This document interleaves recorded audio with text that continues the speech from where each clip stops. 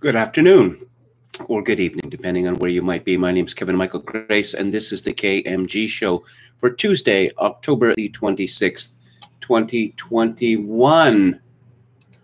So let's talk about puppies. People like puppies, don't they? Beagle puppies, especially. Very handsome, friendly-looking dogs. But they must be sacrificed on the altar of science. This is a story from the London Sun. Dr. Anthony Fauci's health agency has now admitted to cutting beagle puppies' vocal cords to shut them up while they were, quote, slowly eaten alive, unquote.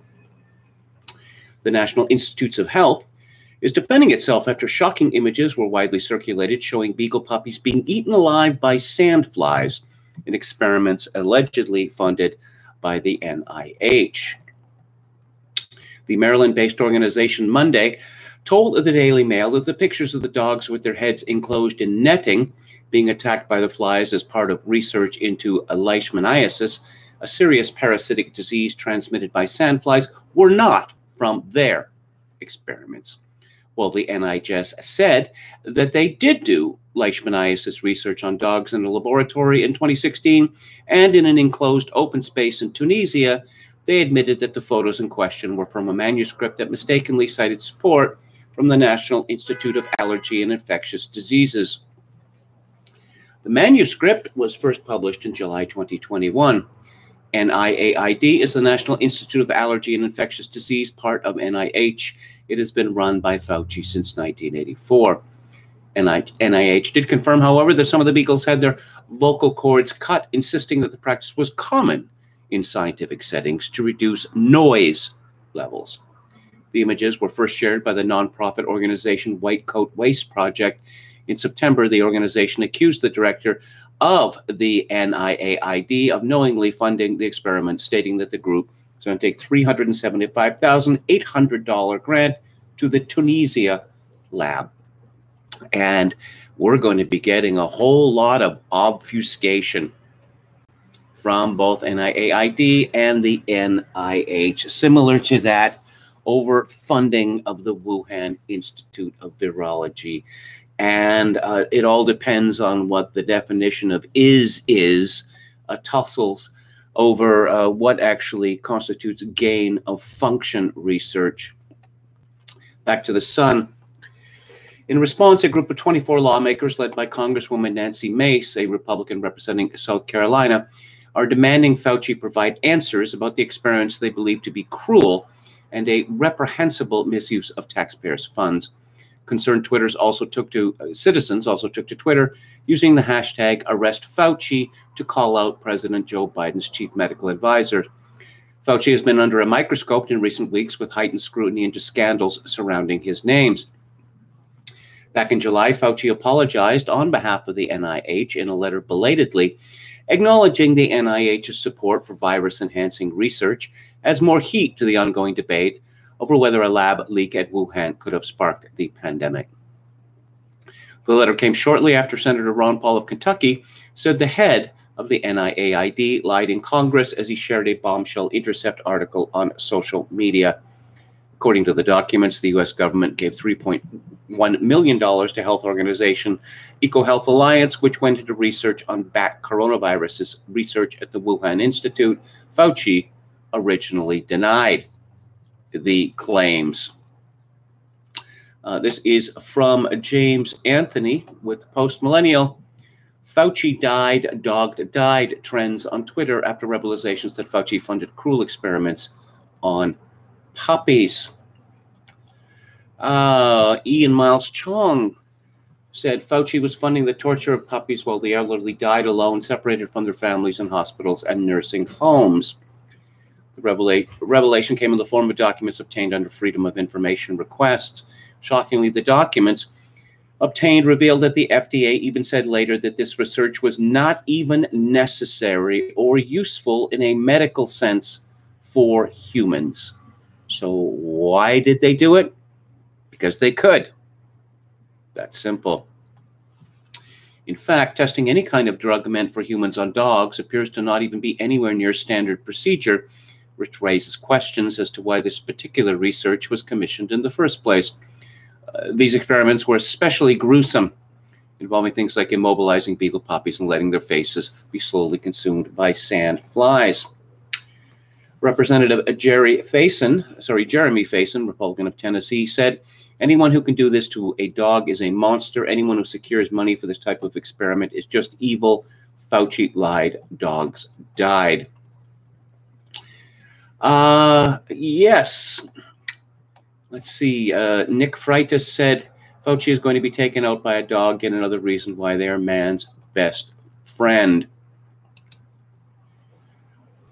And Joe Rogan is on the case. This is from Paul Joseph Watson at Summit News. Podcast giant is set to take Dr. Anthony Fauci to task over his link to disgusting NIH-funded experiments performed on beagle puppies that were locked in cages and infected with disease-causing parasites. They also locked beagles alone in cages in the desert overnight for 9 consecutive nights to use them as bait to attract infectious sandfly, the watchdog group asserts.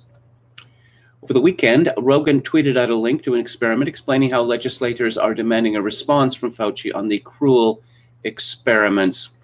Expect the media to once again launch a coordinated smear campaign against Rogan for him having the temerity to challenge Fauci, who's been elevated to the status of deity by the establishment. Taking the side of literal puppy torturers will be a challenging position to take, but no doubt the corporate press will do so anyway. Over the last few weeks, Rogan has been at war with CNN after the network falsely claimed he'd taken a horse dewormer to battle COVID. In reality, ivermectin is widely used in humans and was prescribed to Rogan by a qualified doctor. And what does Jim Kunstler have to say? Consider the lowly sandflies. Some flinched when Dr. Fauci commanded the children of America to, okay, I'm not going to read that. But now it's the agency that has to be controlled for decades like a Byzantine despot. The NIAID gave a $1.6 million grant to a lab in Tunisia, that world-beating center of the biosciences, to study what happens when puppy dogs are pinned down so that ravenous sandflies can chew their snouts off. I guess that didn't go too well for the puppies. And doesn't one wonder exactly what was learned doing that? We are not Tunisia, of course, at least not yet. We are the mighty USA, a nation imbued with the moral spirit of Walt Disney. And for us, this puppy dog caper might just be an experiment too far. And there's some things here, again, which I can't discuss. I will have an alternate platform sometime this week, but I didn't want to lose any more shows. Let's see. What does he have to say about England, about the United States under current rule? Consider that it is already a rotten system, ever more incapable of turning out citizens who can speak English, write a coherent sentence, and add up a column of figures, let alone name the capital of Tunisia. Warning, trick question. Dr. Fauci is ever more emblematic of the American predicament, maniacs and doofuses in charge of powerful institutions, strategically positioned to wreck the country. For now, they strangely enjoy protection within this matrix of captive institutions while carrying out their nefarious missions. So the question arises, do Americans wish to live in a wrecked country? Looking at the cities controlled by the party of chaos and wreckage, the answer seems to be yes. San Francisco, home of House Speaker Mrs. Pelosi, decriminalized crime, an interesting civics experiment from the Thomas Hobbes School of Social Engineering. Remove the penalty for stealing $950 worth of goods and see what happens. So far, the result seems to be that incentivized folks will enter places of business and help themselves to the goods on display without paying for them. Pelosi's prescription for this is to pass public spending acts that will reduce the value of dollars so that 950 of them will eventually be the price of a Snickers bar. Problem solved. Steal too, and the police might have to get into the act. For the worker bees of Silicon Valley, rich beyond the wildest dreams of the workless and hiveless bees out there in flyover country, weeping over their children's Happy Meals, San Francisco is the big city hive, the center of their universe, the place where all the honey is stored.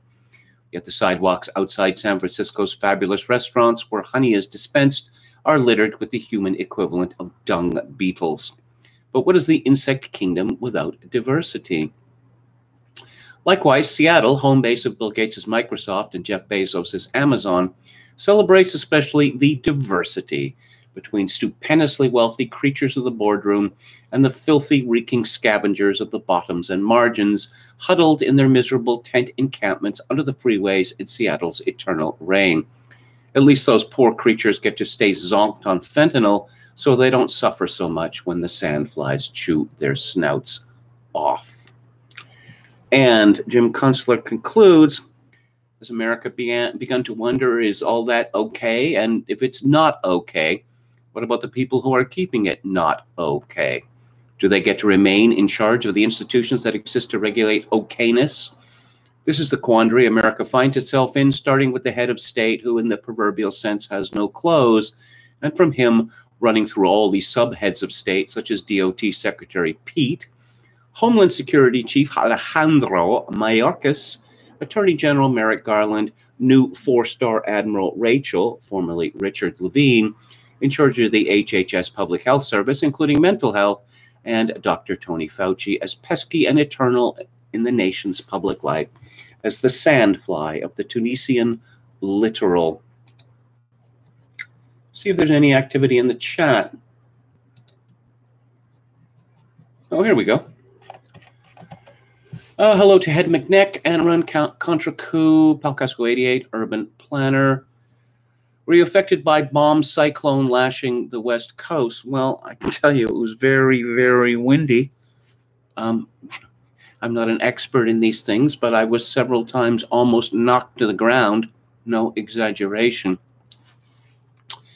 Hello to Dorinal, Battle Beagle, harmless hit. Yes, indeed. He has a Twitter account, which I quite like, at harmless yard dog. And again, Americans like dogs, and they like beagles. This is not good news for Dr. Fauci and his agency. No Sleep Till Breezewood, Pennsylvania says, this is too cartoonish for me to believe, like Oliver Platt's evil veterinarian in Beethoven. Joe King 666 says, dog torture. Palcasso 88, scariest music video, Lizzo twerking. Yes, I don't think I'm going to be talking about Lizzo, nonetheless. No Sleep says, the question for me is, why is this headline now as if people didn't have enough reasons against him? Is Kevin buffering or am I, says Head McNeck. I can't say. I do have a lot of tabs open, I suppose. This is Barbaric, says Steve. Hi, KMG. I sent you an email, a leak from the Ontario PC party. Let's take a look. See if we have that. Come on. What do we got? What do we got? Not so sure. I don't know which account it was sent to. Okay. I'll find that. I'll find that later. So, who else do we have in the chat? All this animal testing is completely superfluous.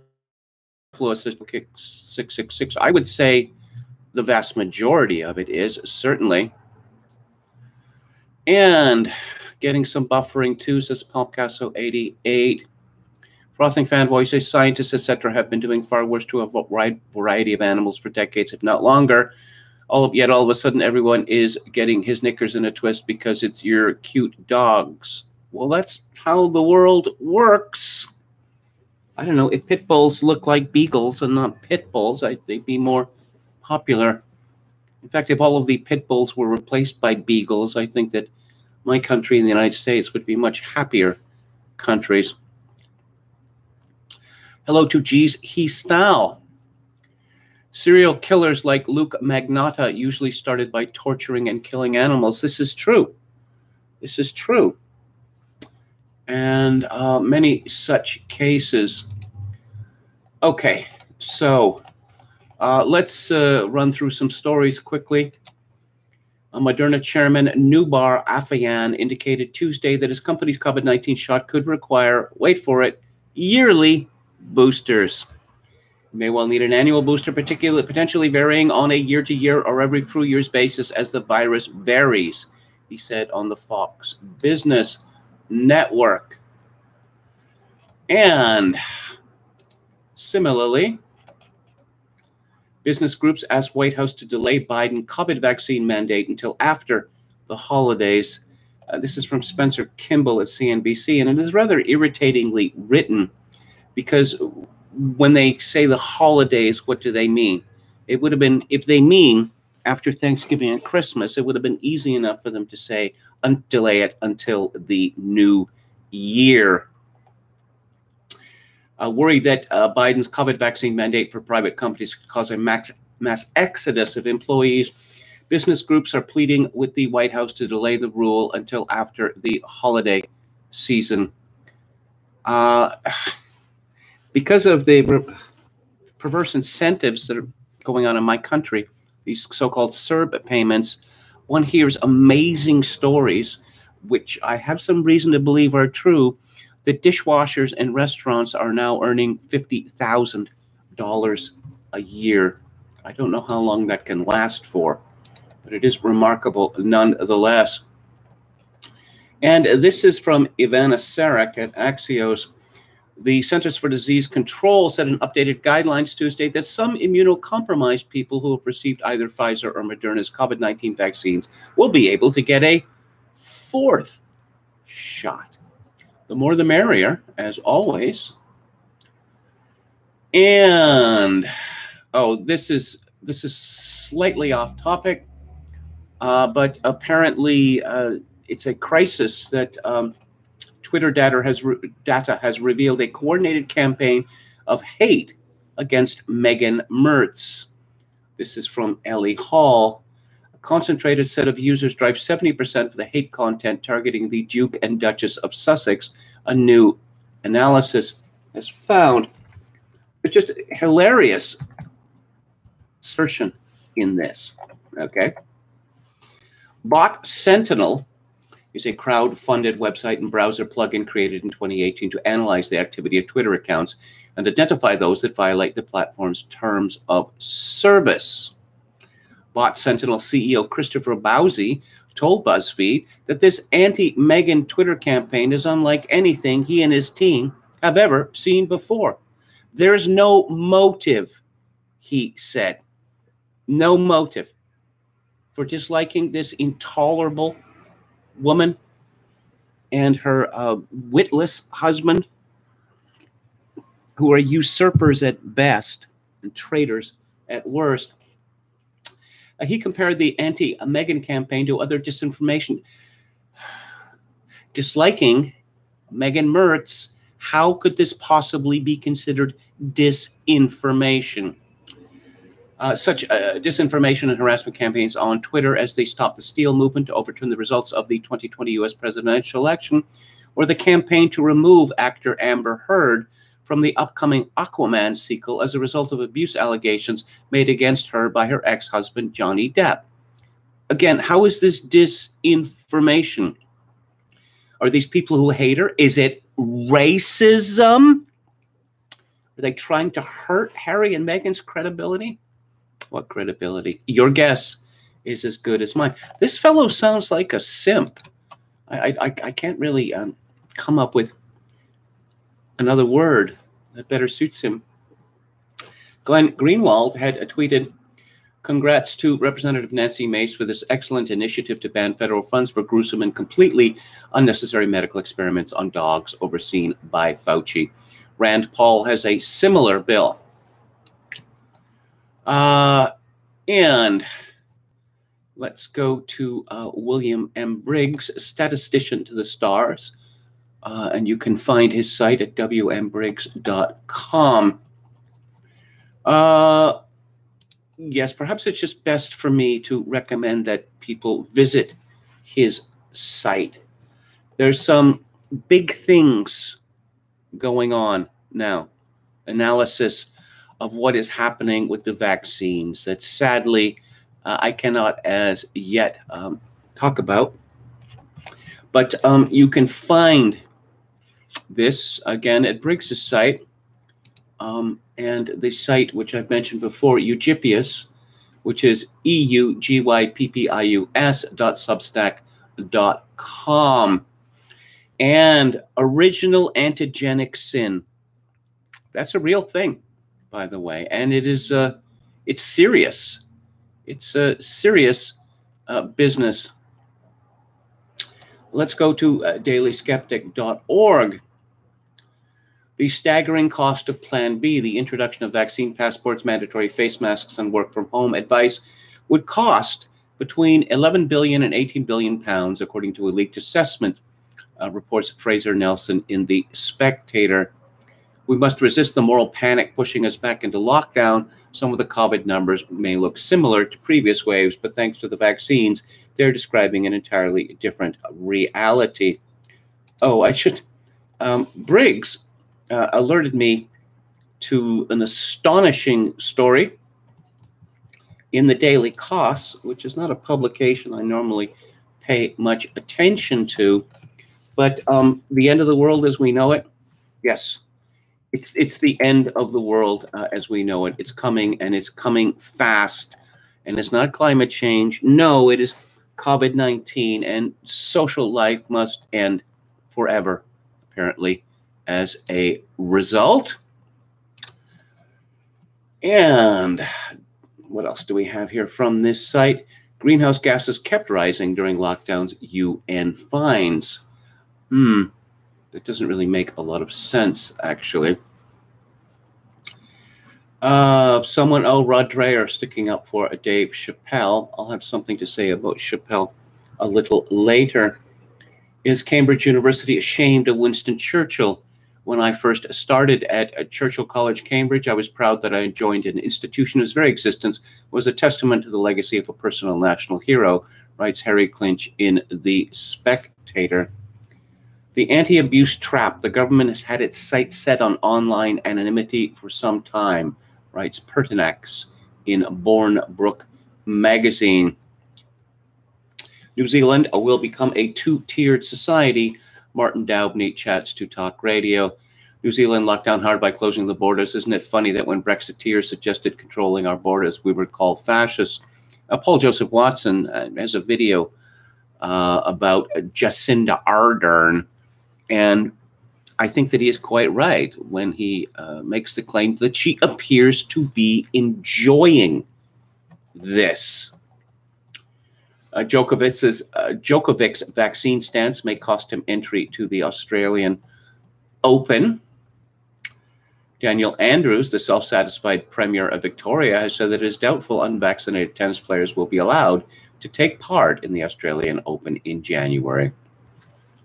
Few are surprised by what Andrews said. It is entirely in keeping with this authoritarian response to COVID, which seems to get more dictatorial by the day. He is not alone among politicians, but like others in Australia, New Zealand, and elsewhere, his policies seem to be reaching new heights of illiberalism. Sage Modeling predicts that COVID cases will slump even without Plan B. And is this Toby Young? Yes, Toby Young has a piece in the Mail. Now is not the time for a U-turn prime minister, but that's all he does. There's a kind of story, beloved by the tabloids especially, which is called the YOY story. And this is one of the finest examples that I have seen for quite some time. A convicted rapist, Cyril Hardy, was caught by a pedophile hunter group after believing that he was meeting a 14-year-old girl, and then was arrested by police in Manchester in 2017. However, Hardy, who is 80 years old, is not to serve any time in prison for his crime, as the judge declared that he was too vulnerable to COVID due to a combination of heart disease and diabetes. A pensioner with a history of sexual crimes dating back 50 years has been spared jail after trying to meet up with an adult posing as a 14-year-old girl because he is vulnerable to COVID. The court heard how on November the 18th, 2017, Hardy arranged to meet Atara at Manchester Victoria Station and sent her a photograph of his car registration number. Over there, he was confronted by members of Parents Standing Together for Our Kids, filmed and arrested by police. A bottle of perfume, an iPhone, and an iTunes gift card were found in his vehicle. When reprimanded, Sutton said that Hardy, who has 16 convictions for 20 offenses, says he thought Atara was actually older than she was. And we have a report from Clive Pinder from San Francisco. Today, San Francisco feels like a ghost town, highlighting the detritus and misery of a growing homeless population. Businesses are closing, not just because people with means are fleeing the city, but because the district attorney refuses to prosecute any theft of property worth less than $999, it's $950 actually, or any business that refuses to police the mandatory vaccinations required of customers. And there is appended a typically hilarious tweet from the Babylon Bee. Finally, San Francisco to require proof of vaccination to poop on the sidewalks. Government investigation into the potential impact of a vaccine passport scheme has concluded that the measure would have a negative impact in halting the transmission of COVID. And this is from the Daily Telegraph. And just give me a second here. There we go. We're back to the show. Just one thing I've got to pull up. And let's go to the chat here. Let's go to the chat. I want a booster shot in my forehead, says V Who. Better now, says Metal Mike. I guess about the buffering. Yes, I closed a bunch of tabs. And I can't read that story either. People are still pushing zero COVID. Well, especially in Australia and New Zealand. This story, which I'm going to read, has been almost ignored by the regime media for an obvious reason, but it is genuinely shocking, at least to me. It is completely unprecedented in Canadian history, to the best of my knowledge. This is from Kennedy Hall at LifeSite News. Pastor Artur Pawlowski has made it clear that he will not comply with the gag order imposed by a Canadian judge that was part of the final ruling against him and his brother for their outspoken stance against lockdowns and vaccine mandates. Regarding the desire of the Alberta court that Pawlowski not contradict the government narrative when speaking publicly about COVID-19 vaccines and lockdowns, the pastor stated, "This is compelled speech. The judge ordered, like in China and North Korea, I won't comply, and I'm fully prepared to go to prison." Alberta Justice Adam Germain's 12-page ruling contained instructions for what the court expects Pawlowski to say about COVID-related topics. According to the judge, if he speaks against any of the recommendations laid out by Alberta Health Services, he is supposed to state the following, quote, "I'm also aware that the views I am expressing to you on this occasion may not be views held by the majority of medical experts in Alberta. While I may disagree with them, I am obliged to inform you that the majority of medical experts favor social distancing, mask wearing, and avoiding large crowds to reduce the spread of COVID-19. Most medical experts also support participation in a vaccination program unless for a valid religious or medical reason you cannot be vaccinated. Vaccinations have been shown statistically to save lives and to reduce the severity of COVID-19 symptoms," unquote. Pawlowski's lawyer, Sarah Miller, intends to appeal the compelled speech and unconstitutional sentencing in a separate court challenge. An appeal of Germain's guilty verdict for the Pawlowski's contempt of court charges has already been filed. Again, absolutely shocking. And I don't, it's rather pointless to talk about freedom of speech in my country. Back to the chat. I suspect Dave Chappelle hates himself in a very particular way, says Jeffrey Pine. I watched but had no laughs, almost as lame as Samantha Bee or whatever. Red Sulfur says, people watching is funnier than these failed actors. Chogokin666 says, Musk wear mask while stealing. Steve says, amazing things happening on the Philadelphia subway last week. Oh, okay. KMG, what about Alec Baldwin? Says Jim Smith. I'm getting to Alec Baldwin. Steve points out that Chappelle openly says he hates white people. He doesn't deserve any support. Urban Planner says NPR was talking about inflation today. It's not happening, but if it was, it's not Biden's fault. Yes, of course. Hello to Kylie Free and Dionysus. Rustin Shackelford, who says by holiday season, they probably mean Ramadan or Kwanzaa.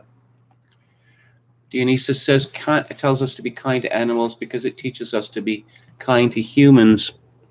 I don't know. That wasn't Chesterton's view.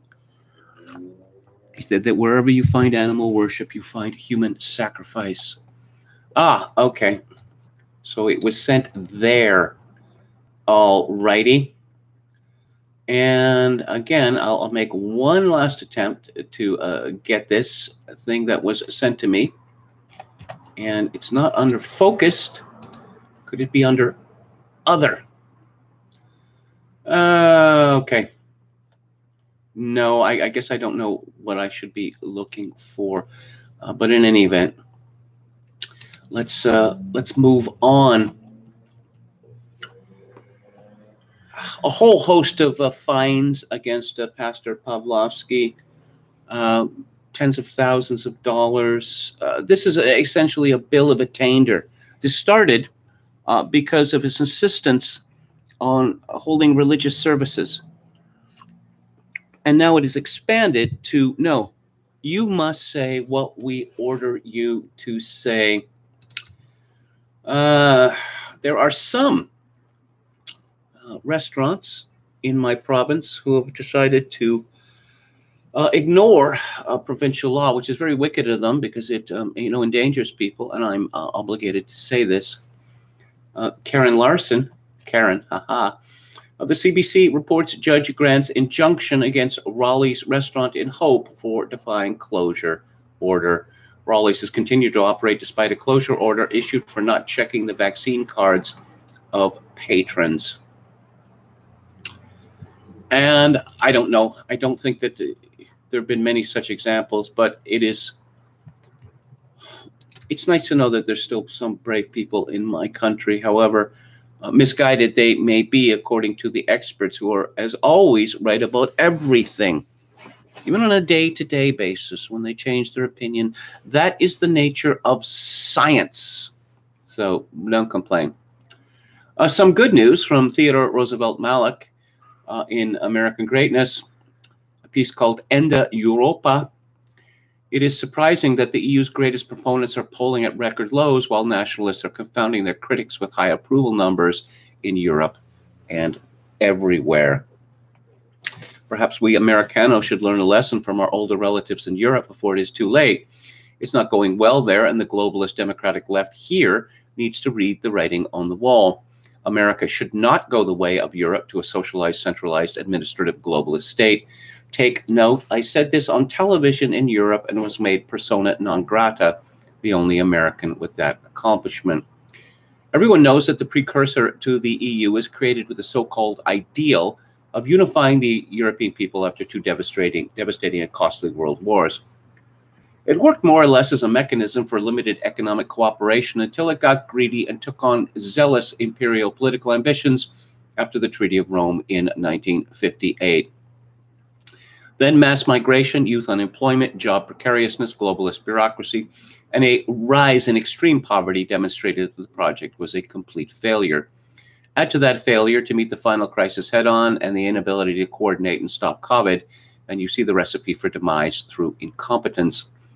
After the Brexit referendum in the UK in 2016 and the election of populist governments voicing increasing opposition to EU policies in Hungary, Poland, Austria, and Italy, as well as growing nationalist movements in Germany, France, and now Spain and elsewhere, it's quite clear there's a deep and widespread discontent connect.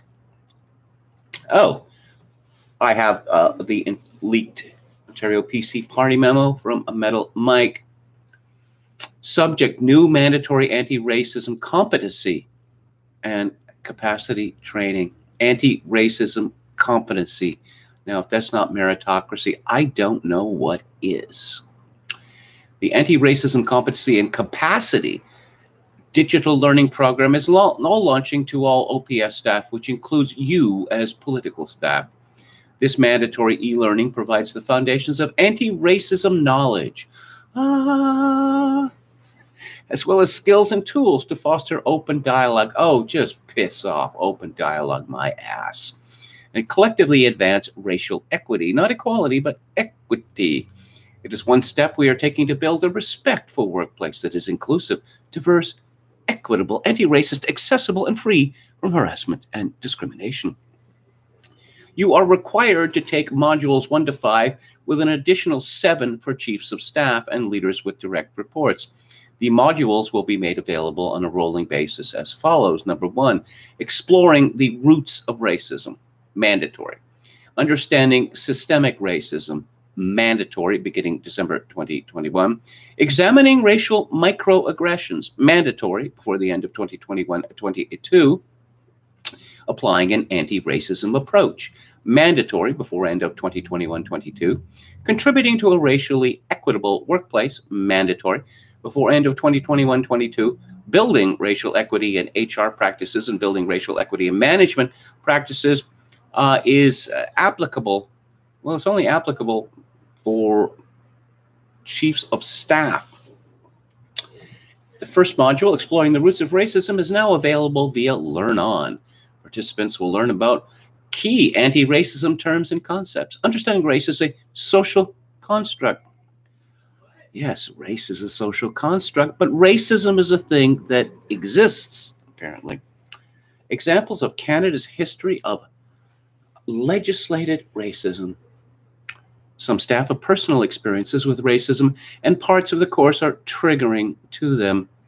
The Employee and Family Assistance Program provides professional, confidential support services to further support employees who self-identify as Indigenous, Black, and racialized. Racialized by whom, I wonder?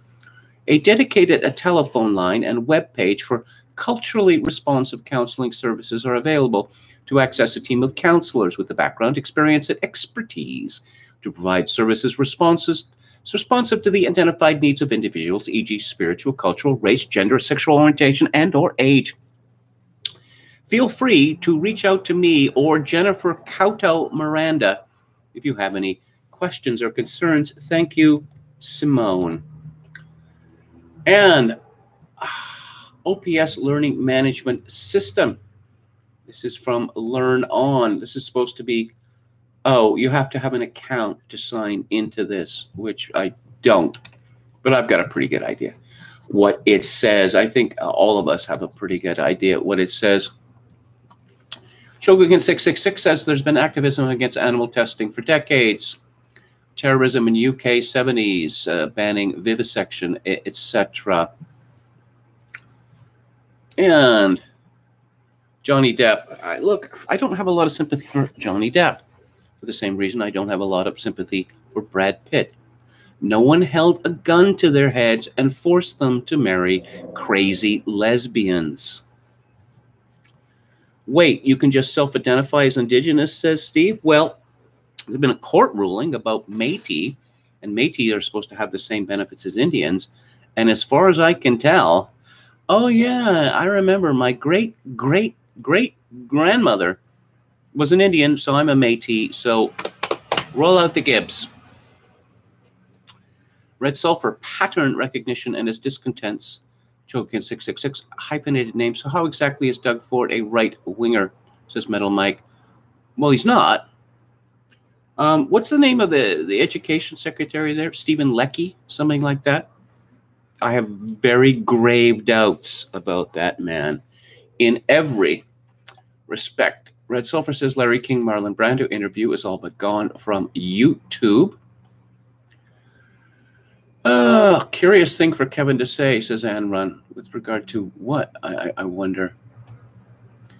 Okay, thanks again to Metal Mike. Michael Anton, eternally vindicated, says no sleep. They're not enforcing traffic or helmet laws in New York City on a certain cohort. Huge marauding gangs of dirtbags and quads doing wheelies. Samantha B is insufferable, says Palcasso 88. I agree. I agree. Yes, Stephen Leckie. Dubious character. Okay. But yes, the good news about Europe is that the European project is failing. And I certainly hope it happens sooner rather than later because so much damage has been done already, damage which would be difficult. Well, I mean, some things are changed forever, I suppose. Canadian political news. I know you all love it. I know you all long for it. Trudeau's heritage minister has a chance to reset social media regulations. Will he take it?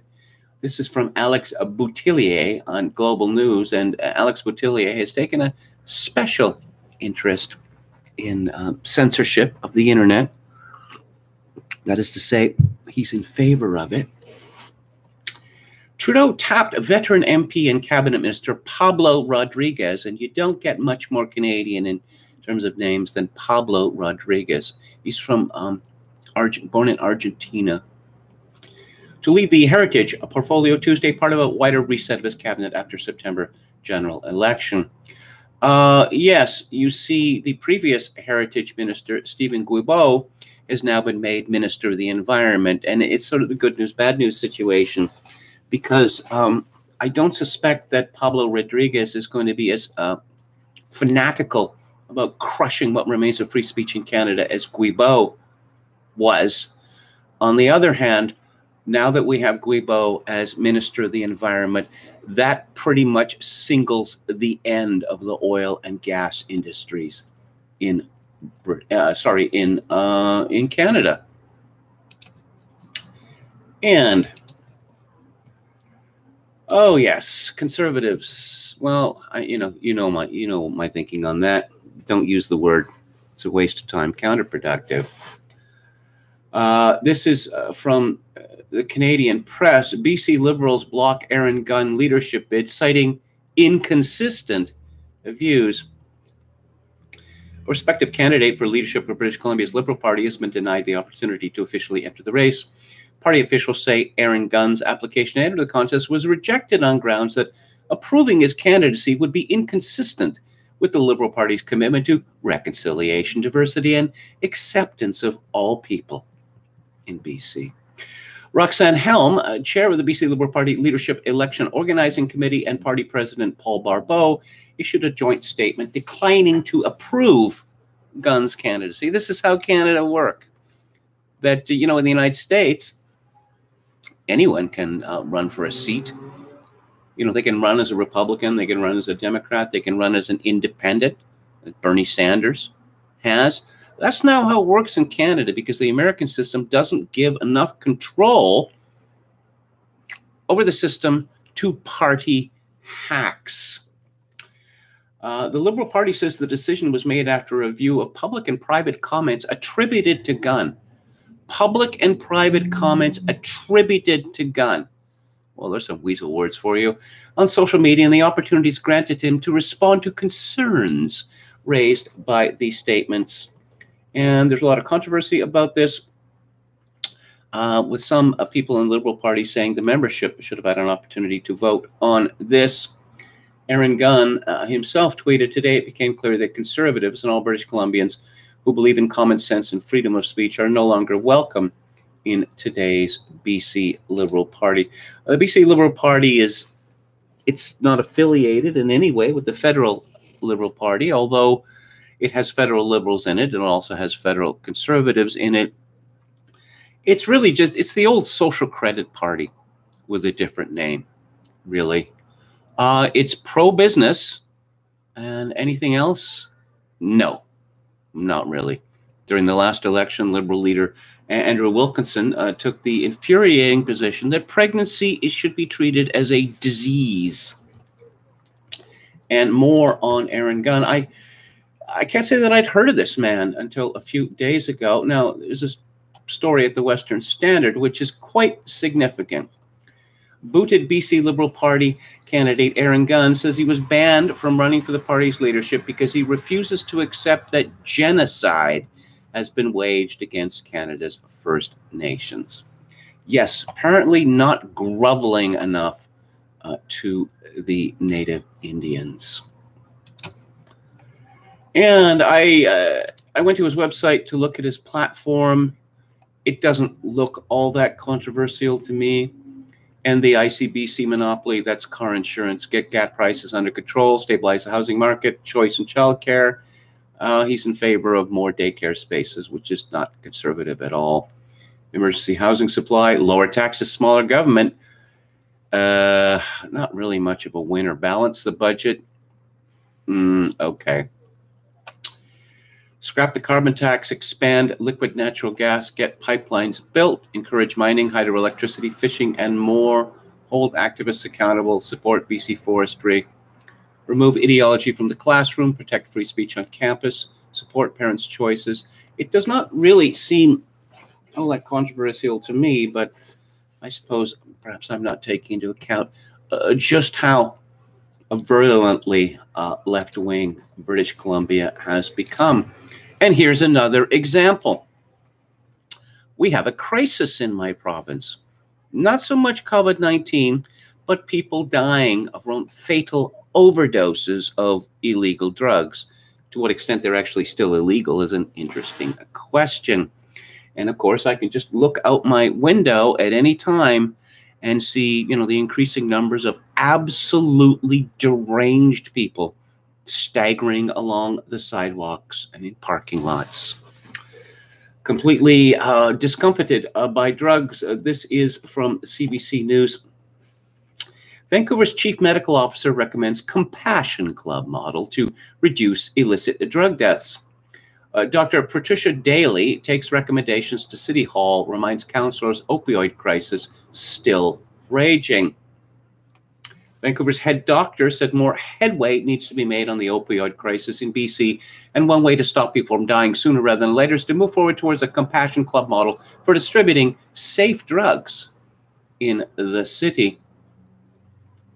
Daly said that she spoke to city policymakers to reiterate or repeat that the province is still battling a public health emergency other than COVID-19, one that has killed 3,000 people between January 2020 and July 2021, compared to the 1,800 people who died from the novel coronavirus in the same period. Oh, dear.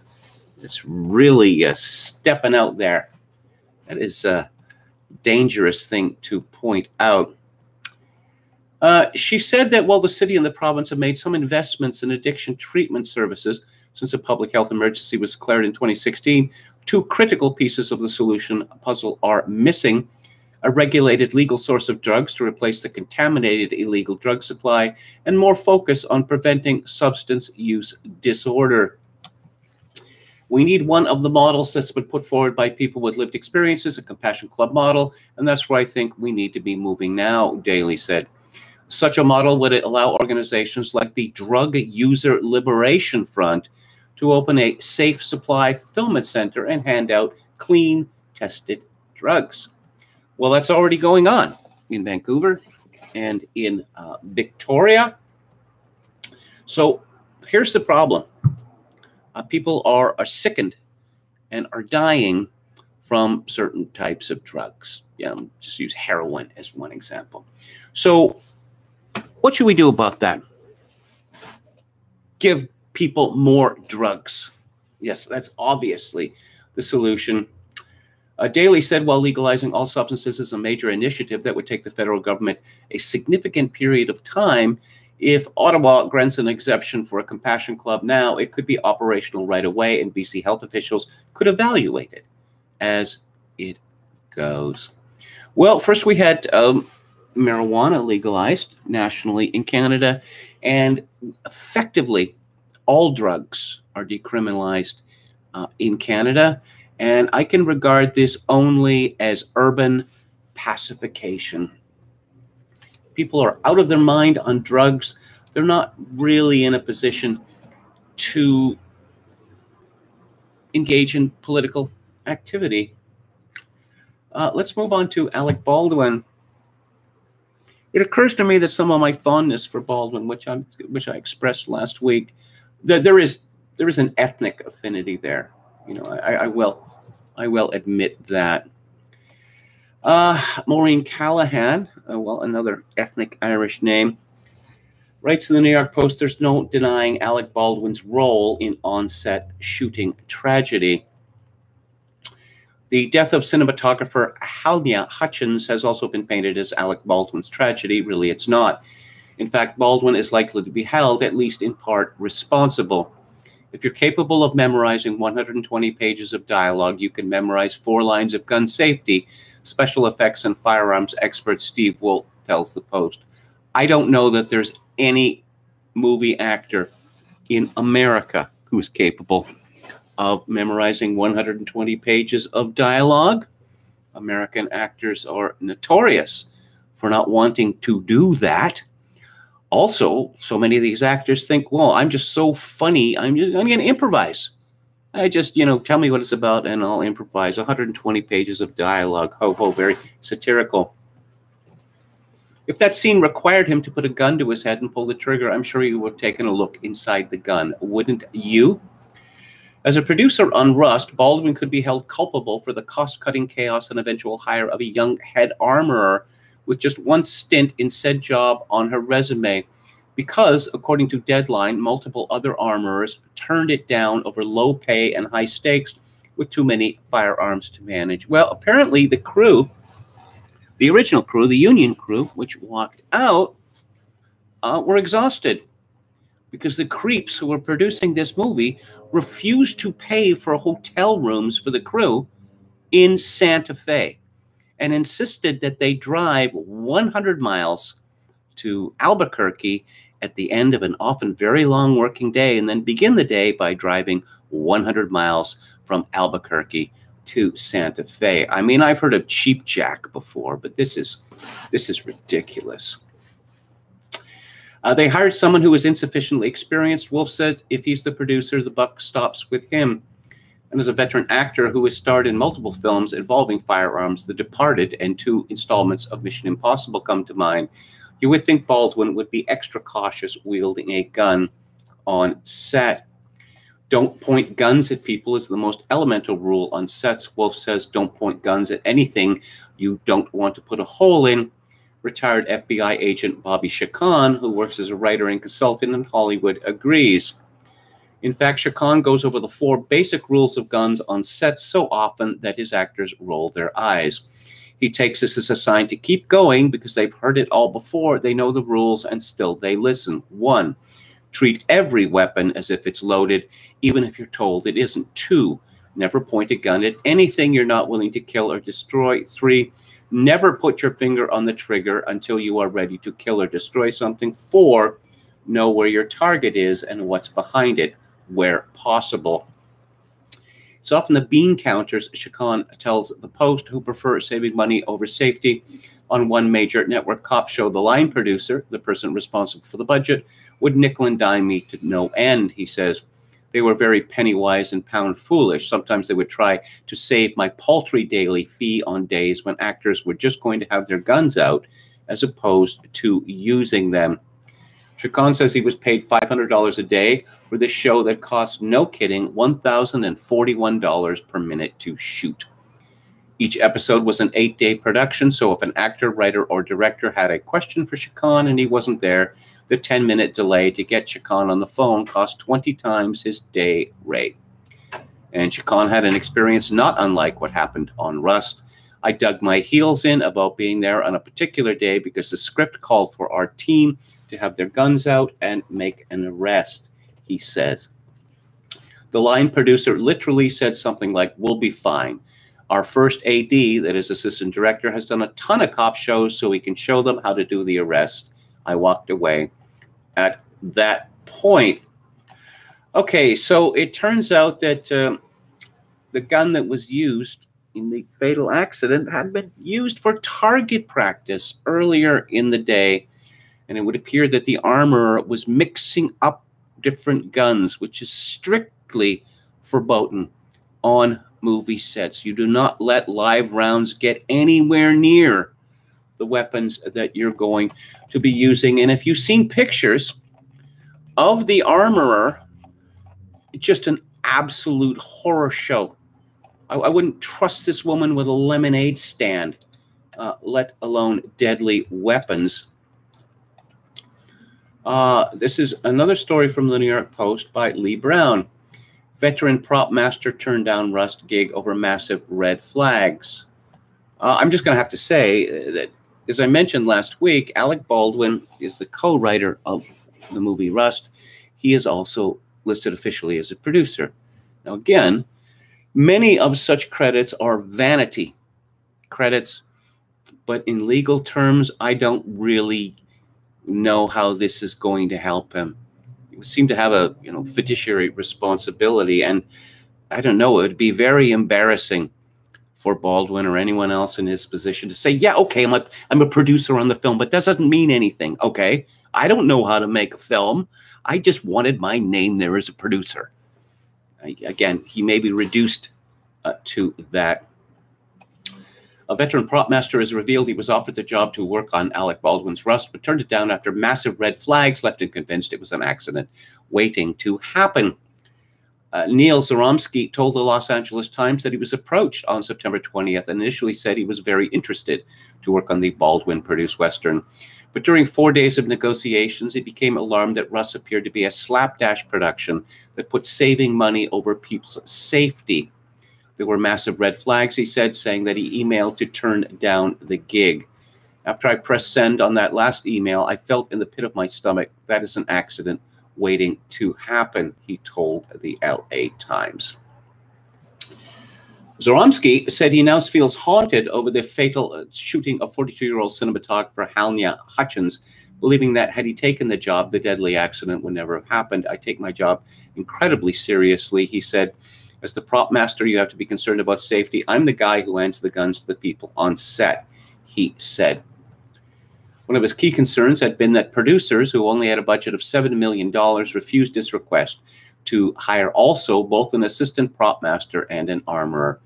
Days after he turned down the job, Hannah Gutierrez-Reed, a 24-year-old ex-model, yes, a 24-year-old ex-nudie model, who had only been armorer once before, announced that she'd gotten the job as the property key assistant armorer, the Times said.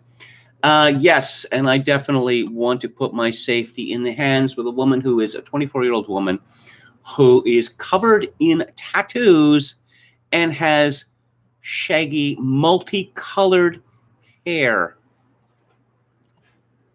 You never have a prop master double as the armorer, Zoromsky said. Those are two really big jobs.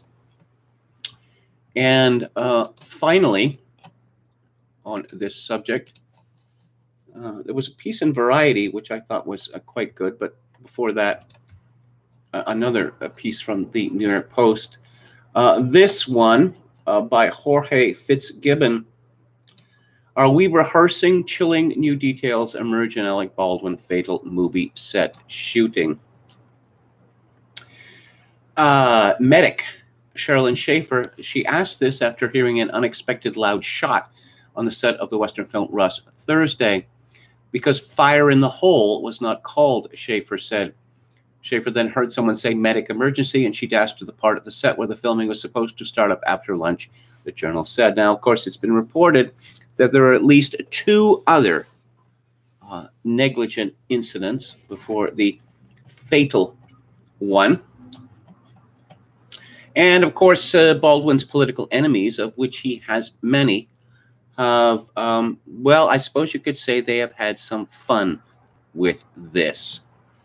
One of President Trump's sons selling T-shirts, guns don't kill people. Alec Baldwin kills people. Alec Baldwin had been so obnoxious on the subject of guns and gun safety that, again, one would have thought that he would be very, very diligent indeed on the set. For instance, I don't know, looking into the chamber to see what kind of rounds are there. I mean, they're all supposed to do it, but no. And cold gun wasn't a cold gun. But this piece in Variety talks about there's a lot of producers attached to this film.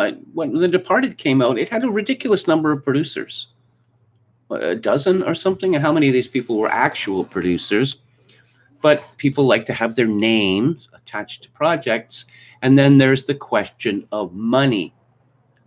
That $7 million is not a lot of money in a Hollywood production, even a Netflix production. But corners are cut, continually cut.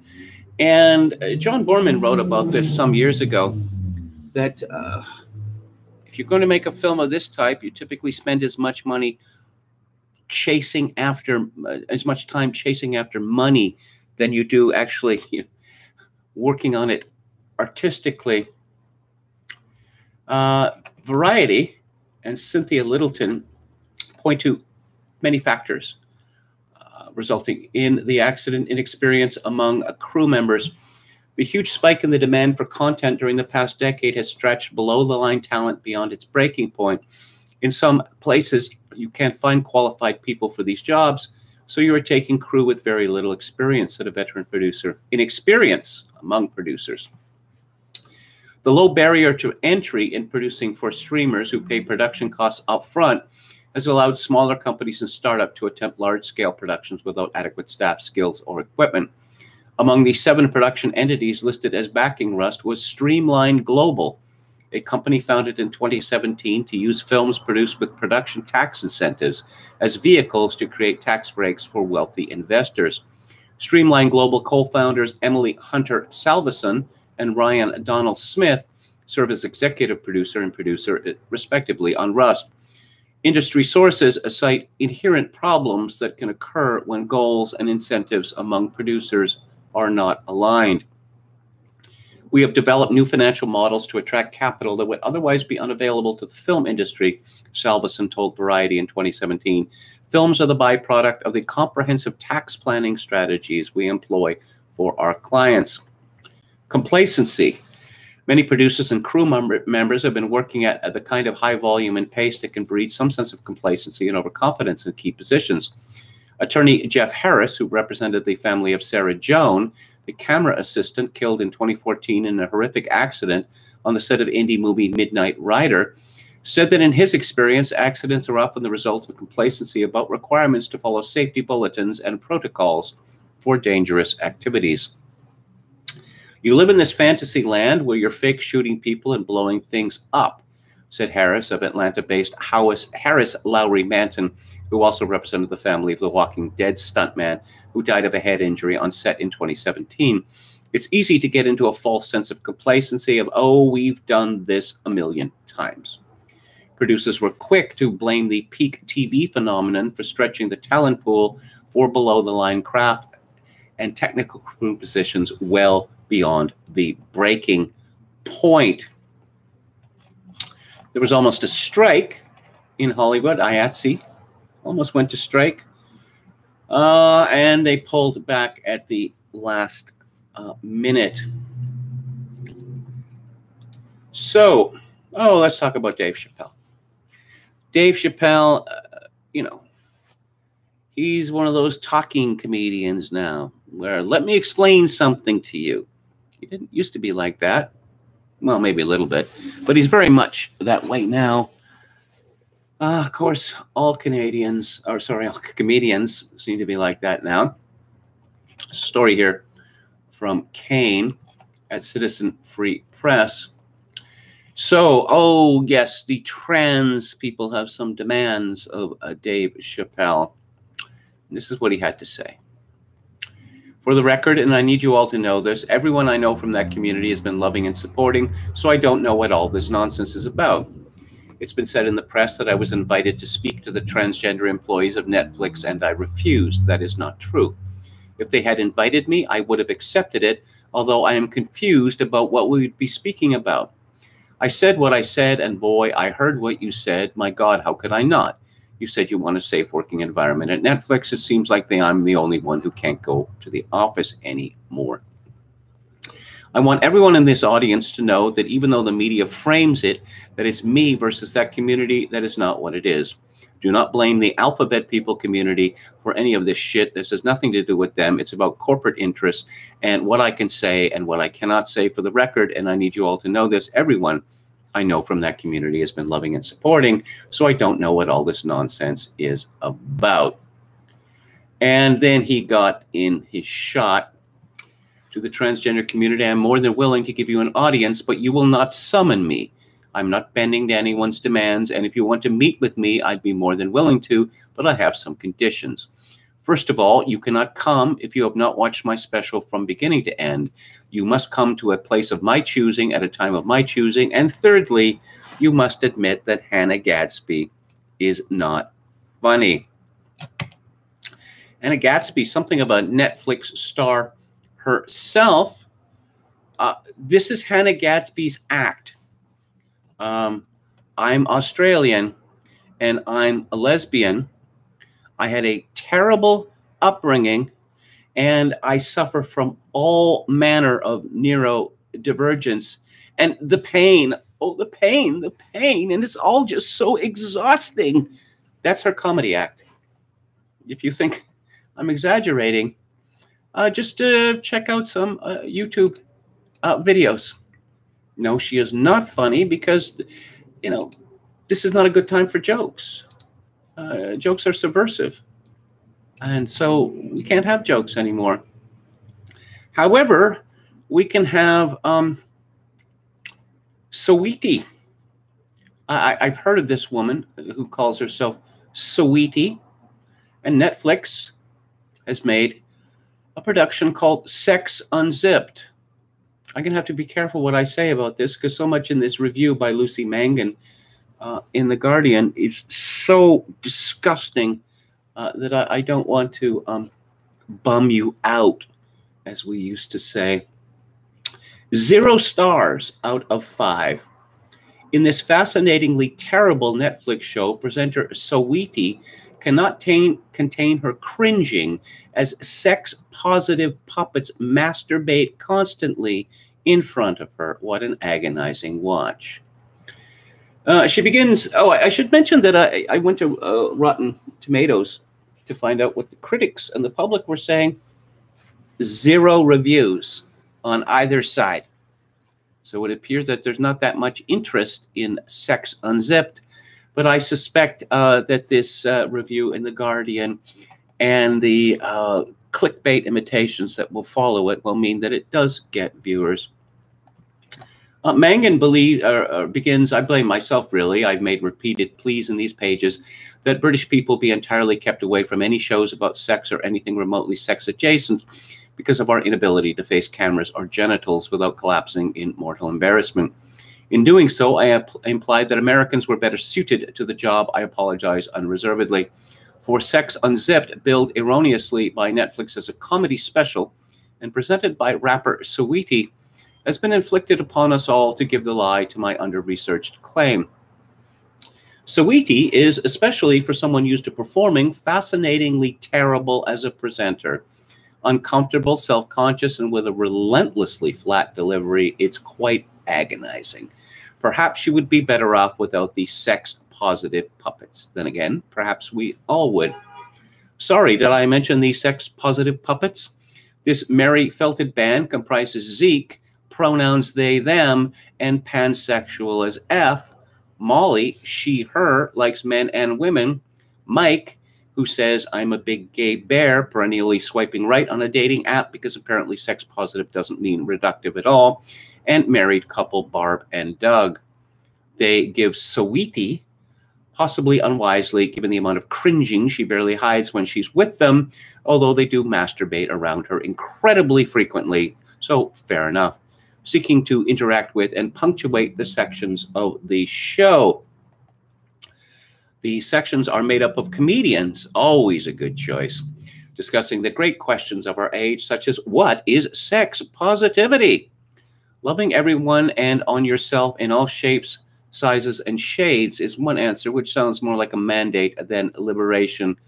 What was your first time having sex life? And can you identify? I'm not going to use that phrase on this show.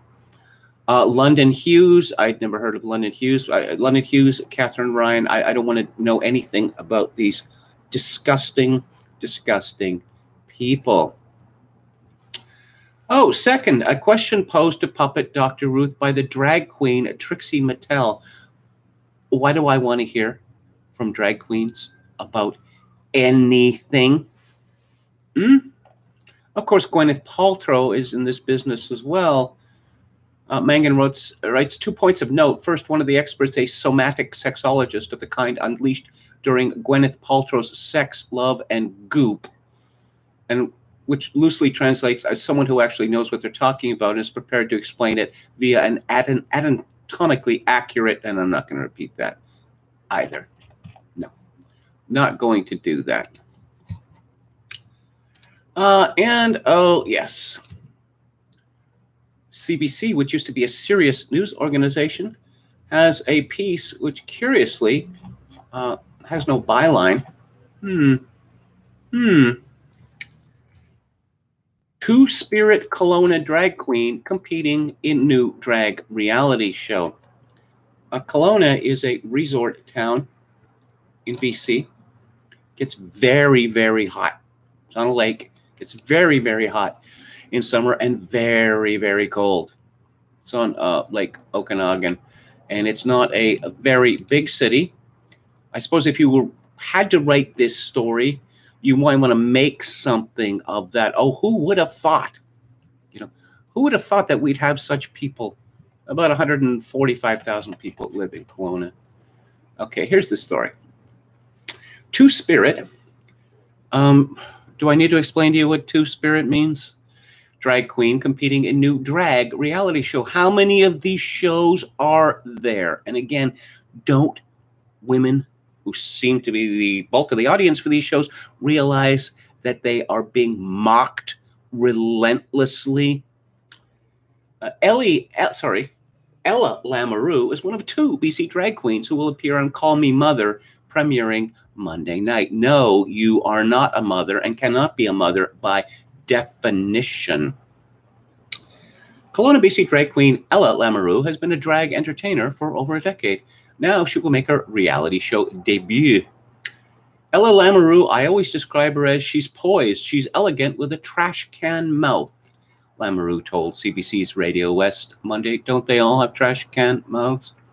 The Canadian reality show is hosted by Entertainment Tonight Canada's Dallas Dixon, and will see emerging drag performers join a drag house and compete in group challenges, ultimately vying for the title of First Child of Drag. Child. Ugh. And $50,000 in prizes. The premise of the show is inspired by drag families, a tradition where an experienced drag performer, referred to as house mothers, mentors, quote, children, or those who are new to performing. Lamoureux is one of 2 BC drag queens competing on the show, along with Toddy, a performer from Vancouver. Out of drag, Lamoureux is Dustin Dufault, which he says he views as his colonial name. Dufault is a two-spirited individual from the Yukon, a member of the Cascadeni First Nation, who moved to Kelowna, where he had a major part in growing the drag scene. Yes, I'm sure it's just, yeah. Growing up in a small northern town of the Yukon, you grow up with this sense of shame with anything that's feminine when they're supposed to be a stereotypical boy. When he moved to Kelowna, he tried drag for the first time and fell in love with performing. I quickly realized that drag isn't just a separate part of me, it is who I am. So it's like 2 sides of a coin. Dufault isn't the only BC drag queen making waves in the reality TV show world. The new show comes on the heels of the premiere of Canada's Drag Race, the Canadian counterpoint of RuPaul's Drag Race, where 4 out of 12 drag queens are from Vancouver, BC, including Geometric, Kendall Gender, Cynthia Kiss, and Beth. And okay, so what are the stories linked within this? You know, if you want to know more, okay? A Kelowna Pride Festival celebrates 25th anniversary. This biracial drag queen is paying homage to famous Black artists by recreating their album covers. From Kenneth to Kendall, the transformation of a drag queen. How Canada's Drag Race helped this Black queer choreographer make his mark. The CBC seems well nigh obsessed with this topic. And I'm going to go to the chat and let's see what we got there. I don't like the Beatles, says Palcasso 88. Don Willis says we had a sign in our frat house with his quote. We thought it funny. Anytime we did something stupid, we would use that line with girls, the dean, or police. Palcasso 88 says mentors equals grooming. Anron asks, why don't you like them? Dionysus doesn't like the Beatles. Don Willis says Beatle hatred is real. Quachulango says I don't like the Beatles either. Okay, I'll say this about the Beatles. I grew rather sick of them, okay? It is difficult. If you did not live through this era, it'd be very difficult or impossible for you to understand that the Beatles were the biggest band in the history of music, and there will never be anything like that phenomenon again. Having 6, 7, 8 songs in the top 10? That a fabled music critic saying that the unveiling of Sgt. Pepper's Lonely Hearts Club Band, I believe on June the 1st, 1967, was the occasion of more unity in the Western world since the Congress of Vienna. Well, people believed that it was true, and I can tell you that it's not that everyone was listening, it just only seemed that everyone was listening. People believed that, what are the Beatles saying to us? What do they have to teach us? And of course, that's pretty much gone now. Of course, they all seem to be creeps in one way or another. George Harrison was always going on about karma, but he was what a miserable bugger. And of course, you know my feelings about Paul McCartney, that he's a massive, massive bastard. And John Lennon, of course, was a massive, massive bastard.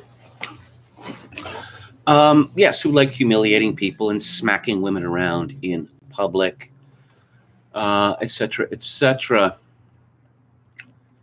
The documentary on Fauci got 88% of the tomato meter critics and only 2% audience score. I said what I said and it was wrong. Oh, when John Lennon said that, you know, the Beatles were bigger than Jesus? I don't know, in a certain way it was true, I guess. Let's see. Contra Q says in the past I wouldn't have been in favor of the Alec Baldwin shooting pile-on, but my sense of fair play and generosity has waned greatly since C-19 and the 2020 election. Well, yeah, okay. When you go around saying, Alec Baldwin saying that Trump should be buried in Nazi garb in a Nazi graveyard, and then these same people have the chutzpah to carry on about civility, and where did the civility go? When you have that red-headed comedian whose name escapes me, is an Irish name as well, holding up a mock severed head, bloody severed head of Donald Trump, which looked fairly realistic. I read that Baldwin was instructed to aim his gun directly at the camera, said Jim Smith. Well, there's supposed to be some sort of, partition, some sort of plastic device which is going to protect the people behind the camera. A better t-shirt would be a fan art of Baldwin in Glengarry Glen Ross holding a handgun with the text, "Blanks are for closers," says a no sleep. Jim Smith says one good thing about the Trump electoral defeat is hearing almost nothing of Don Jr. continuing a dynasty.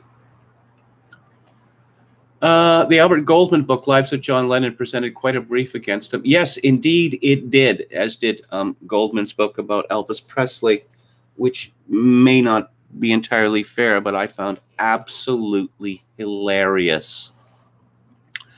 The Beatles' middle period was the most enjoyable. Yeah, I think that's true. I think that's true.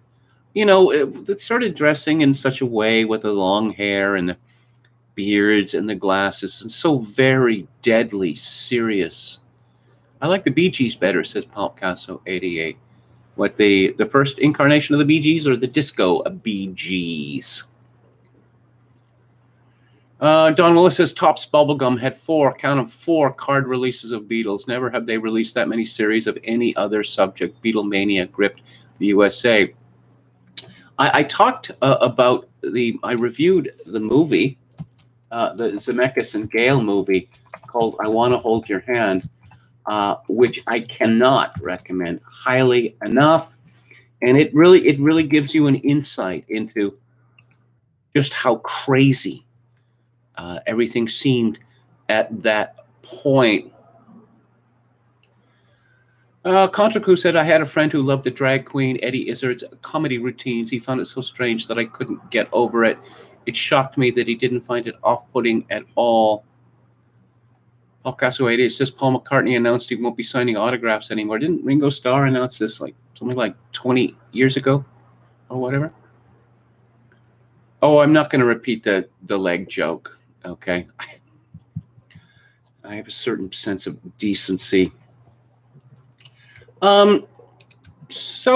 Controversy in England and elsewhere because of a statement made by a writer about boring books. If you start a book and you find it boring, do you press on to the end? Rebecca Nicholson writes in The Guardian, more power to Mark Billingham's book, Hurling Elbow, I might join in. Do you ditch a book if it does not immediately grab your attention, or do you trudge through it joylessly, weighed down by some invisible obligation to complete it, no matter how arduous the task? The writer Mark Billingham got stuck into this endless debate at the Cheltenham Literature Festival last week, admitting that he gives up on 5 books out of 10 that he starts because life's too short, and there are so many great books out there. If genre fiction in particular doesn't grab you after 20 pages, he said, then for God's sake, throw it across the room angrily. And Nicholson comments, the thought of it is so bold, so cavalier. There are 2 books in particular that I went on to adore after several abandoned attempts to read them. It quite literally took me years to get into both Wolf Hall and the Luminaires, and it was only a combination of very lazy pool-based holidays and dogged perseverance that finally got me to stick with them. I'm very glad I did, she writes. They rewarded patience, and in a culture of instant gratification, this seems increasingly rare. In contemporary pop music, the flick-through catalog style of streaming services means long intros are almost long-existent now. If a song doesn't have an immediate hook, it is likely to be skipped, and this is changing the way songs are written. If all novels had to have a poppy hook, so to speak, I am not sure the work would benefit. Anthony Burgess once said that the greatest first line of any book that he'd ever read, and what's his name? The woman's name was Harriet Wilson. She was a famous courtesan who at one point was the Iron Duke's mistress, and her memoir begins, I shall not say how at the age of 14 I came to be mistress to the Earl of Craven. That is pretty catchy. I tend to be one of those people who just guts it out, more with books than with TV shows. I used to like The Office, and then it got stupider and stupider. And I think it was somewhere along season 5 that I just, okay, I'm done with this. I can't bear this any longer. Books that I have quit. Let's see. There's this book by Martin Amis, who I started out loving his work to death, and then I became progressively more disenchanted with it as his books became more experimental. It's a novel. It's a historical novel, and everything goes backwards. And I got about Time's Arrow, it's called. I got about 2/3 of the way, and it was just agony. So it just hit me, you know what? I don't have to keep reading this. I could just close the book, put it down, and forget about it. And you know what they say about an enormous weight being lifted from your shoulders? Well, I guess it's a cliche because it's true, because that's how it felt many years ago, many years ago, when for some reason I felt the need to read subversive literature, arty, excessively arty stuff. I was reading some book by Jean Genet, could have been Our Lady of the Flowers. It's just, I don't know, I got 50 or 70 pages into it, and I thought, this is so relentlessly stupid and so unaware of its own stupidity that I cannot read one more page. Oh, we're talking about favorite rock hits, are we? Meaty Bitty Big and Bouncy, says Don Willis. That's an early greatest hits record by The Who, I believe. 5 seasons is good for most shows, says Palpcasso 88. The Clash called Beatlemania phony, says Metal Mike. I do not think it was phony. There was something in the air. Lester Bangs famously related it to the assassination of Kennedy, which occurred, 3 months before the Beatles appeared first on the Ed Sullivan Show. You know, the growth of teen power. It was something new, and we take it for granted now, but it was novel and rather shocking at the time. Don Willis, I like Wings. Alan Partridge, of course, famously said that Wings are the band the Beatles could have been, which is one of the funniest things I have ever heard. Palpcasso 88 says, Showtime is horrible for keeping shows on longer than they should. Dexter, Shameless, Billions, Homeland, etc. There are only 8 people in London, and fortunately I'm one of them. Anne Run, quoting from Will Self. I don't like him, but that is good. There's an amazing anecdote in Radical Sun about a Black Panther infatuated Sean Genet's visit to America, says Visionary Companion. Yes, I can only imagine.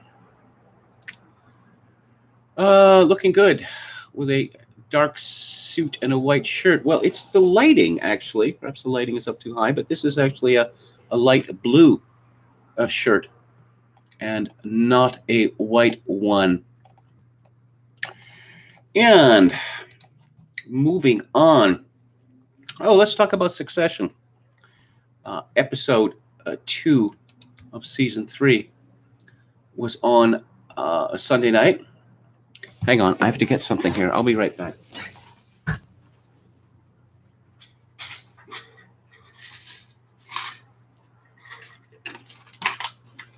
Aspirin.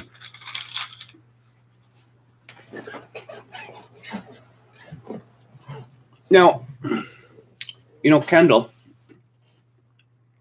he can't close the deal. He just can't close the deal. And that is only one of the reasons why he is unsuited to be the CEO of a publicly run company. He lacks his father's ability to terrorize people into getting what he wants. He also lacks his father's ability to be, how would I say, intolerably rude and getting away with it. So, as you may know, that at the end of the second season, Kendall at a press conference shocked the world by declaring war on his father, Logan Roy, and threatening to bring down the company, Waystar Royco. Now, Logan still believes that somehow he's going to be running the show, and I don't know.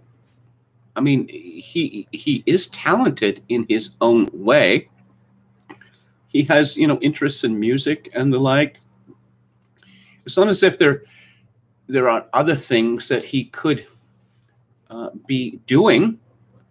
But no, I have to say that I was, when Kendall simply loses it at the end of the episode and is just hurling insults at everyone, and people were shocked. Well, reviewers were shocked at any rate by the so-called misogyny.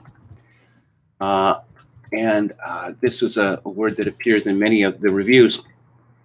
And it turns out that of the three siblings, Connor and Romulus and Siobhan, he really only wanted Siobhan on his side. She was the only one who was important, because Connor is crippled by his, how would I say, sort of voluntary exile from the world. He has no idea how the world works. That he lives in a vast compound in New Mexico, and he has a very large wine collection, and yeah, that's the world. Oh, and he collects historical artifacts like a fake Napoleon Bonaparte penis. Romulus is a vile man in many ways and is highly unstable. Of course, whether he's more unstable than Kendall is an interesting question. But no, Shiv seems to believe, and I find this amusing again, because Shiv is British slang for an improvised knife. She seems to she's going to run the company. She has no experience in the company whatsoever, which of course is a company which is a vast multimedia operation. She doesn't know anything about it. But Kendall has, he sees what's going on in the world, and he lashes out at his sister, saying that apparently women count twice now. That she's twice as good simply because she's a woman. And then he makes a reference to, let's see, one of her physical parts. This is why the only reason people take you seriously. And there's something to it as well. You remember when Siobhan was working for the senator, she had worked for another candidate, and then she moved on to the Bernie Sanders-like senator. And there was a very revealing scene where she's in the limousine with the Senator Gil Evis and this other political hack. And Evis has been on the street shaking hands with people. And he's joking with two supporters and said, when this is all over, we're going to have a beer together. Oh, yeah, that would be great. So he gets in the car, and Siobhan says, how much disinfectant are you going to need?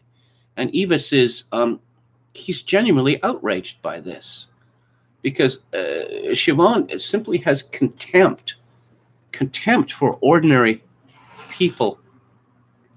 I mean, the family, the children are all insulated from the rest of the world, but it's rather, this reaches a rather terrifying level when we get to Siobhan. And of course, who comes back? Well, Logan's estranged wife, his third wife, Marcia, shows back, and she has an agenda, of course. She believes that she's been humiliated, and what does she want? Money. Lots and lots of money for her and for her children. And of course, her children are not Logan Roy's children, but Logan is desperate to show a united front. And Greg's grandfather, who I find perhaps the worst character on the show, because he hates his brother, but he had it would seem that he had a small part in starting up what became Waystar Royco, when it was just a few newspapers in Quebec and Ontario. But despite being on the board, he just sits in the background and he clips his coupons, and he's fabulously rich, and he's really rather grotesque hypocrite, and one gets the impression that his power to make people miserable is even greater than Logan's. And of course, Greg had a hilarious episode because Greg is he's really a cowardly man, and he's decided to go with Kendall at the same time. And this isn't all about me. Well, it is very much all about you. And he very foolishly asks his grandfather for legal advice, and his grandfather sets him up with Peter Riegert. The actor Peter Riegert playing a lefty lawyer, and Peter Riegert was, I barely believe it was him. It was something about the eyes. Oh, yes. Is that Peter Riegert? Of course, Animal House came out in 1978. So, yes, guess what? He is very much older. Very much older. I thought that J. Smith Cameron, Jerry, had a pretty good episode, even though Logan is striving to undercut her. She's CEO, but Shiv, for some reason, is going to be made president. Eyes and ears. Everyone's spying on everyone else. Oh, and the internet went briefly mad because of sort of an offhand line that the character who plays Logan Roy's brother was James Cromwell, was the star of the Babe movies. And there's a famous line, "That'll do, pig." And he says this to Greg because, of course, he would say it to Greg because that's the sort of thing that Greg gets said to him on a regular basis. And I guess Shiv's husband, Tom, is still seething about his betrayal by his wife. And she keeps making a habit now of, when on the phone, saying, "I love you." And, of course, expecting the automatic return. And she's not getting it. And finally, why do you want to know? He says, "That's not good for a marriage." And I don't know, finally he says, "Okay, fine. I love you. I wouldn't want to think that there's a love deficit in my portfolio," which I thought was really quite good. And I like the wings, though. Yeah, okay. Peter Riegert was Councilman Zellman on Sopranos, says Popcasso88. I can't believe that show is still on. 11 seasons. Wow. Larry David seems intent on scaring away Philo Semite, says Visionary Companion. I haven't seen the new season, although Popcasso88 liked it. My Trail of Disgrace says Gutierrez's, that's the armorer's father, had apparently taught her. I don't remember shows I watched 2 years ago. I should take it easy on the drinking, says Metal Mike. I don't know. It could be a function of time as well. I mentioned this before, but Evelyn Waugh, in his old age, he started rereading books that he'd read as a boy. And he said that it was absolutely wonderful because he'd read, like many English boys at the time, he'd read Sir Walter Scott pretty much from start to finish. And he's reading it again as an old man, and he's forgotten all of it. Wow, this happens, and that happens, and that happens too. Of course, my experience has been that when I reread, say, a novel that I haven't read for decades, then, yes, I've forgotten all. I've forgotten it all. But there's always a point where, oh, yes, now I remember how it ends. Now I remember. Romulus, no, Remus. It's never been made clear what his name actually is. His name would be Roman, which is an odd name for someone of his background. But maybe Romulus is just a nickname. Romulus is ridiculously pretentious name. Okay. And it's Halloween week. Yes, it's a week now. Actually, it's, a month now. And so I'm going to be talking about scary things. Scary music videos today, and a scary novel on Friday, American Psycho, and a scary film on Thursday, Eyes Without a Face. But let's talk about some scary music videos. I found a list from horrornews.net, top 60 disturbing horror music videos of all time. It wasn't all that useful because this type of music, death metal or whatever, that I don't listen to. However, right at the very top of my list would be Chris Cunningham and his work with Aphex Twin, which I quite like. He's also worked Björk and others, and I can recommend his Director's Label DVD. This started, 20 years ago by Palm Pictures, Chris Blackwell, who founded Island Records. He put together collections of videos by some of the masters, including Spike Jones and Cunningham, previously mentioned, Michel Gondry, Mark Romanek, who I love, Jonathan Glazer, who I love even more, Anton Corbijn, and Stéphane Sedgnoui, who I'm not all that fond of. Yeah, so Chris Cunningham, these are really well put together. I suppose I should start with what I consider to be the scariest video, which would be Come to Daddy by Aphex Twin, who is Richard D. James. James is an electronic musician, and one of the things that he did in his videos or in his album covers was to show people, children or women, with his rather unique face, made to look even, how would I say, more sinister than he could make it look.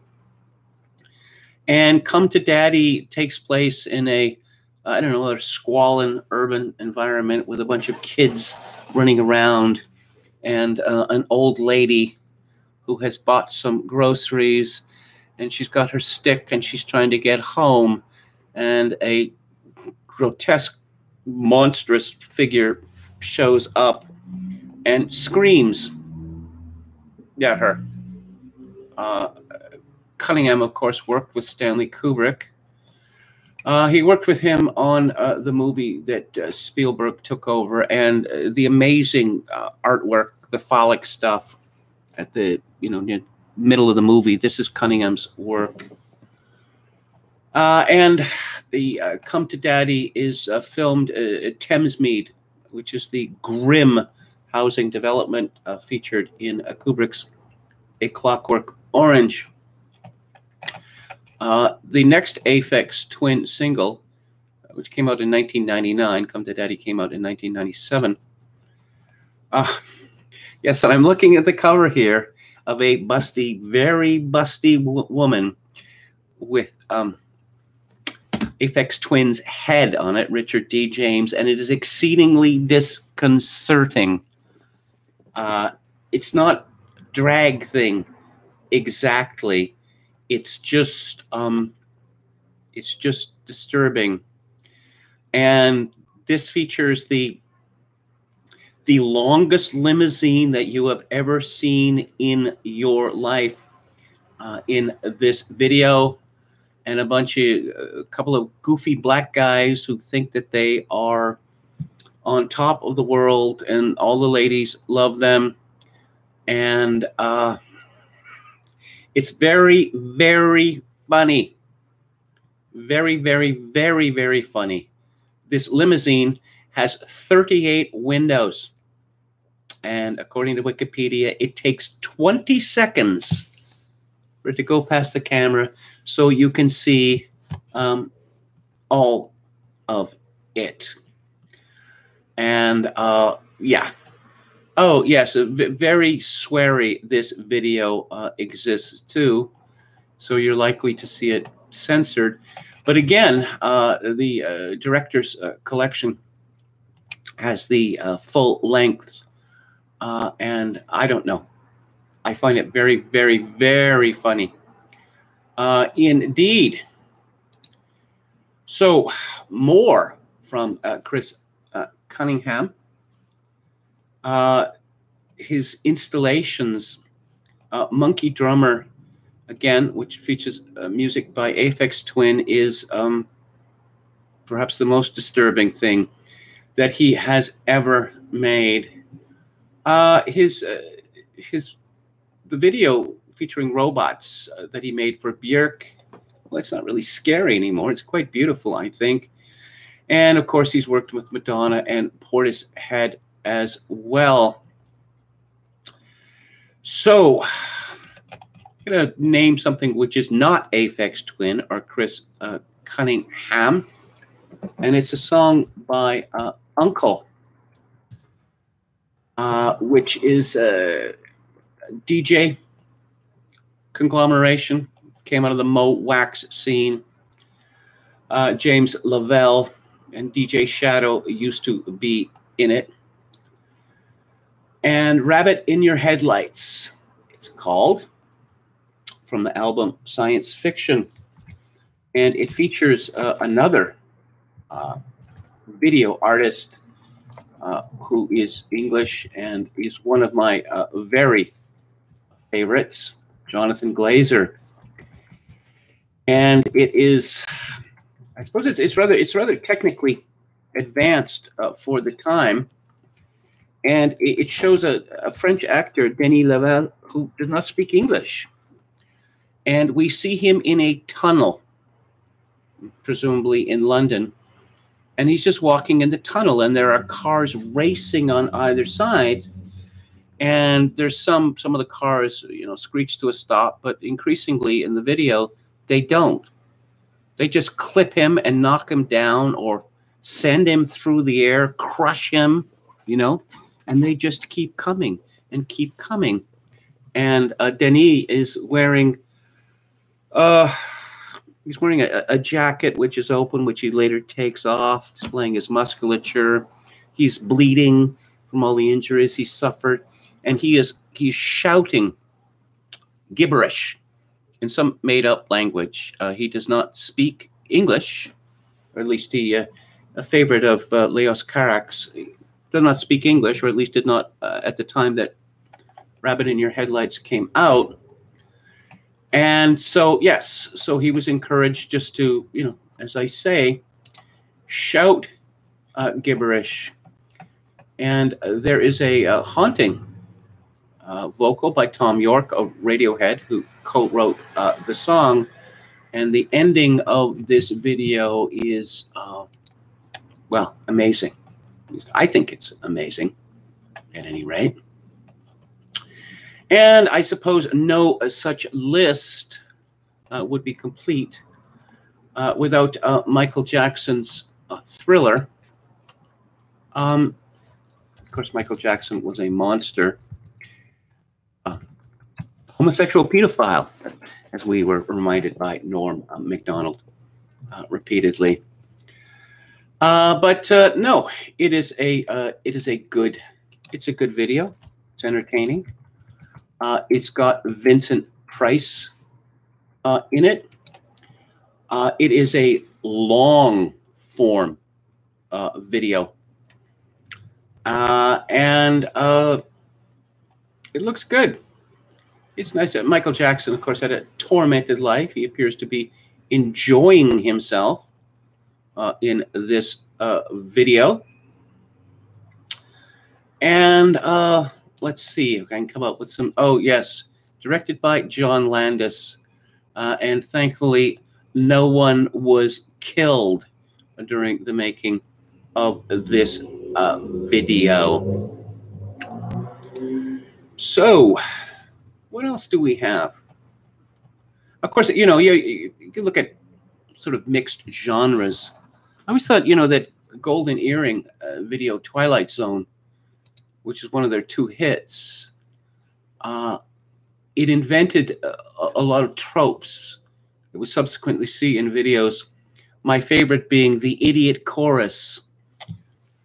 When their song came out, typically members of rock bands, they all had long hair and frequently beards and mustaches. So one didn't really know how they looked. So the singer in Golden Earring, that he cut his hair relatively short, and it turns out he was quite a handsome man. The 4 other members of the band, not handsome. So what did the director do? He put them in trench coats and hats and sunglasses and had them occasionally, I don't know, wander into the frame or sing background vocals. Hence the idiot chorus. This video for a Twilight Zone has a very sad and disturbing, and I must say unexpected ending. It's a little story there from start to finish in, I don't know, what, about 4 minutes? Well, let's see what horrornews.net, what they recommend. The Heart's Filthy Lesson by David Bowie. This is a Samuel Bayer video, and Samuel Bayer was supposed to be, there was supposed to be a collection of his in the director's label, but I think that Palm Pictures ran into money problems. Of course, Bayer directed Smells Like Teen Spirit, which was one of the very most famous videos ever made. Man, this guy's done a lot of work. And the Greg Kihn Band, Jeopardy. Yeah, I don't know. I like this song. That's from a long time ago, the 1980s. And let's see, 9 Inch Nails, Happiness in Slavery. Yeah, these videos are done very, very well indeed. I don't know, that they seem rather excessive to me. Rammstein, no, I'm not going to listen to Rammstein. Primal Scream, Miss Lucifer. I like Primal Scream, and I like that video. Cradle of Filth. I can only think of Cradle of Filth because it was the goth character on the IT Crowd, who used to cling to the ceiling. But he loved Cradle of Filth. And he explains to a bereaved widow at a funeral that, you should really listen to that because it really wants to help me through a very difficult period in my life. Very funny. Closer. Yeah, I do like Closer by 9 Inch Nails. I do like that video. And let's see. This is one of those lists which is in parts. Skinny Puppy. I really don't like them. Really don't like it. Again, the horrors. Sheena is a Parasite. Again, this is Chris Cunningham, so you know what I think about Chris Cunningham. I like him. I love him to death, actually. Let's see. Do any of you have any favorite in this genre? I'm 132nd Chad, says Seraphim Goose. Moz on a Tractor. I think all and most of the things he does were done by Dean in a photo shoot for Life magazine, says Anran. Rammstein was pretty good. Rammstein was pretty good early on, says Metal Mike. Hello to Chad Chadson, our valiant moderator. Thank you for your valiant work. Okay. Playing bongos in the field. Moz driving a tractor. That's a reference to Morrissey, is it? That 9 Inch Nails video is sickening, says Metal Mike. Playing bongos in the field. People seem to love that line. People seem to love that line. I don't know about the scariest, but the funniest music video is the one for Morrissey's Suede Head, says Ann Run. Morrissey imitating James Dean and doing Morrissey things in Dean's hometown can't be beat. Okay. Let's see. Eraserhead is pretty disturbing. Indeed, it is. And so I mentioned what is coming up later in the week. Theater Thursday, Eyes Without a Face, American Psycho on the book club. And so I think I'm going to wrap it up. I apologize once again that this is still the Crypsis cast. But I hope to get that squared away this week. So thank you all for tuning in. Greatly appreciated, as always. I'll be back on the air tomorrow at 4 p.m. Pacific, 7 p.m. Eastern. If you like the show and would like to make a donation, which would be exceedingly well appreciated at this time, given to the uncertainty of my position, particularly residence-wise, my PayPal account is linked to kevin_grace@hotmail.com. Once again, kevin_grace@hotmail.com. If you are in Canada, donations to the live stream may be made directly via Interac at kevingrace@shaw.ca. And as always, I leave you with this. In these days of social atomization and civilizational collapse, I do dearly wish that you, my dear viewers and listeners, manage to forge a genuine human connection in order to ease the burden. Good night.